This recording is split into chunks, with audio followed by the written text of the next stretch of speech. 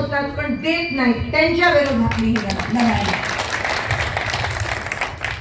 ही लढाई ज्यांनी 15 लाख आपल्या खात्यात जमा होतील असं सांगितलेलं पण 15 रुपये पण झाले नाही त्यांच्या विरोधातली ही लढाई आहे. ज्या शेतकऱ्यांना पीक विमा मिळाला नाही, ज्या सरकारने, ज्या मायबाप सरकारने शेतकऱ्यांना पीक विमा दिला नाही त्या सरकारच्या विरोधातली ही लढाई आहे.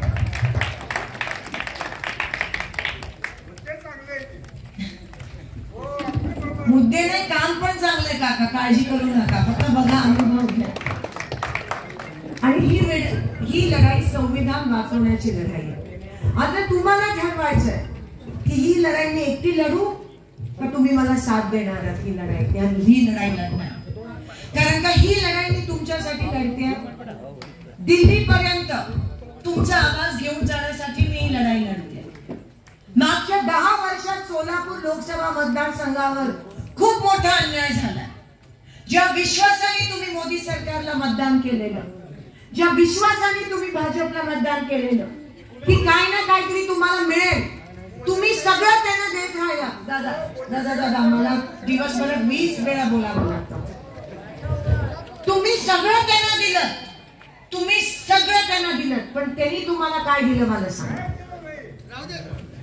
काहीच दिलं नाही. ठेंगा दिला तुम्हाला, तुम्हाला धोका दिला, तुमचा विश्वासघात केला, तुम्हाला फसवण्यात आलं बीजेपी कडून आणि मोदी सरकार.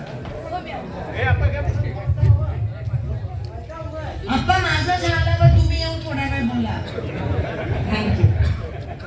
राग व्यक्त करा. बघा उद्या आम्ही नाही आलो तर कोण येणार वस्तुस्थिती सांगायला भाजपची.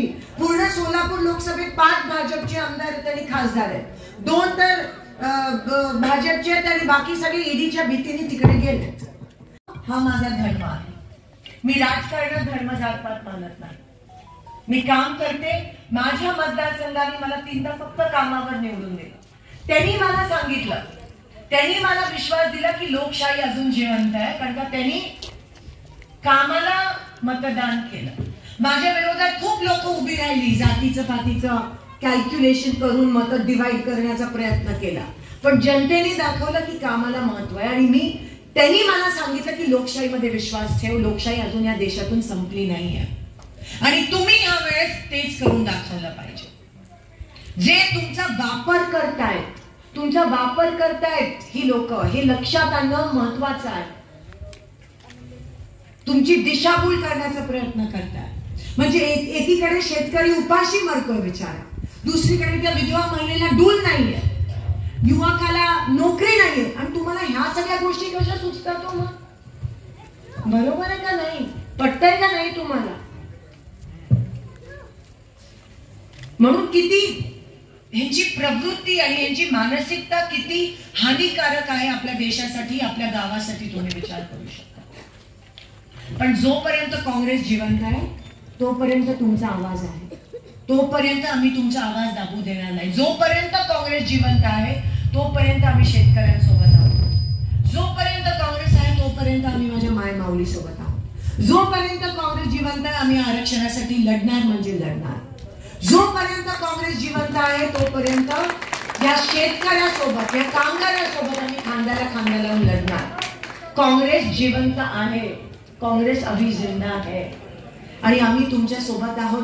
मी लढणार, तुम्ही त्याची काळजी करू नका. एकदा फक्त आशीर्वाद द्या आणि बाकी मग ते टेन्शन माझं. मग तुम्ही निवांत राहा. आणि मी ईडीबीडीला घाबरत नाही.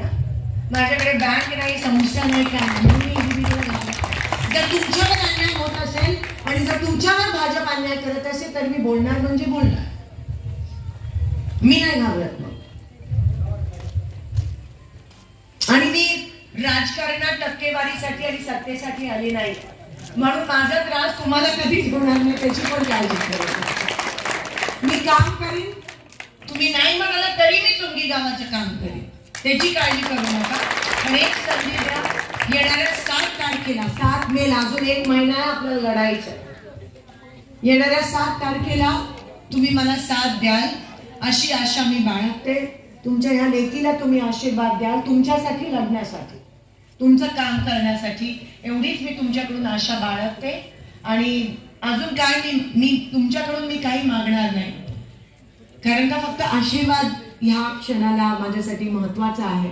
बाकी तुम्हाला द्यायची वेळ आली आहे. ज्या लोकांनी तुमचा विश्वासघात केलाय त्यांची जागा दाखवण्याची वेळ आली आहे. एवढंच मी सांगू शकते. बदला घेण्याची वेळ आली आहे, कारण का अजून किती तुम्ही सहन करणार.